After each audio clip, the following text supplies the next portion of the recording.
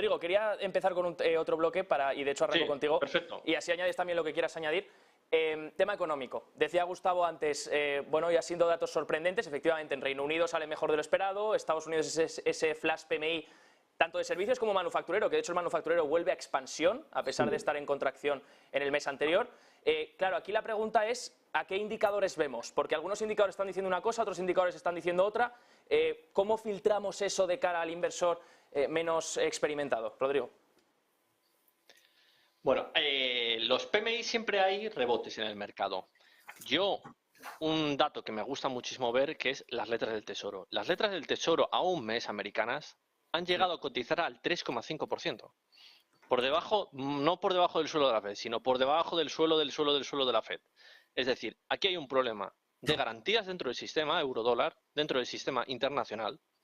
Hay una huida hacia activos líquidos y seguros, y lo que está indicando es que se está produciendo una constricción de las condiciones financieras del sector financiero mundial, y esa onda deflacionaria que ya está indicando la curva de tipos totalmente invertida, está empezando a indicar si vamos a pasar de la desinversión desde la inversión de la curva a una desinversión. Yo siempre digo la frase, teme la inversión de la curva de tipos, pero tiembla con la desinversión.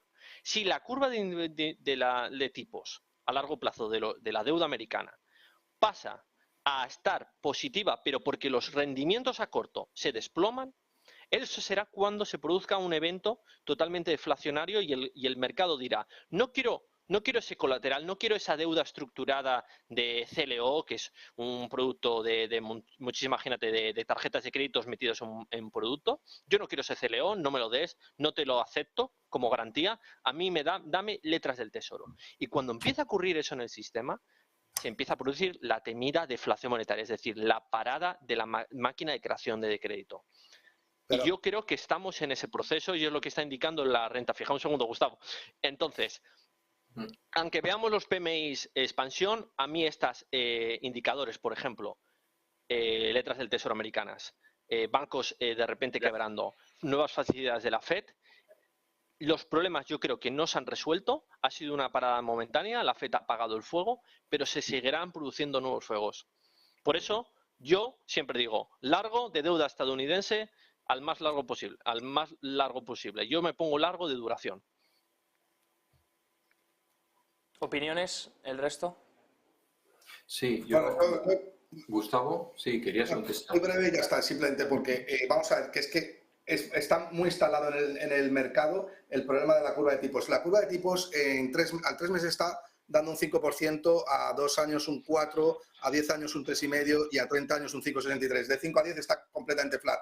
Y está invertida, pero por una sencilla razón, porque el mercado está descontado bajada de tipos de interés porque puede perfectamente suceder que el settler o el precio de la vivienda penetre en el CPI como tiene que penetrar, que pesa un 40%, con lo cual la inflación, los precios crecen bastante menos, se produce una desinflación y como consecuencia de ello la Reserva Federal respeta los tipos de interés reales positivos y caen. Eso puede suceder perfectamente. Es que no tiene por qué estar abocado que haya una inversión de la curva de tipos, no tiene por qué ser sinónimo de recesión. Es que hay que tener cuidado cómo se interpretan los tipos de interés, que estamos en un proceso de inversión de la curva que no se había dado en 40 y pico años, con lo cual todos los mercados o todas las etapas del mercado son distintas y yo creo que no nos debemos de obcecar con, bueno, curva de tipos de interés, sinónimo de recesión, la Reserva Federal va a tener que bajar tipos sí o sí porque se van a romper un montón de cosas, en vez de pensar, bueno, es que a lo mejor la Reserva Federal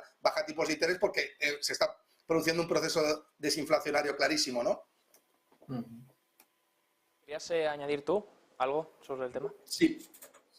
Yo quería añadir una reflexión y es a la hora de hacer una cala a la economía, yo creo que uno de los índices más definitorios es el BPA, el beneficio por acción. Es decir, ahí es donde tienes que poner la mano para saber si hay humedades en la pared o no, ¿no? Entonces, si realmente esto cae y ha caído el beneficio por acción, es el peor trimestre en bastante tiempo el de pues bueno, pues es un tema que hay que considerar y tener muy presente, ¿no?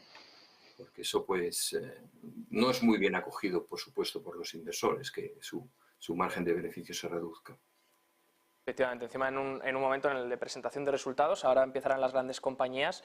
Pedro Miguel, sobre todos estos datos que vamos viendo semanalmente y que tenemos ya sobre la mesa, ¿han incrementado o se han reducido los riesgos de una recesión? La recesión, por cierto, más esperada de la historia, eso sí, pero bueno, ahí están los datos. Yo coincido mucho con todo lo que ha hecho Rodrigo, solo una pequeña matización.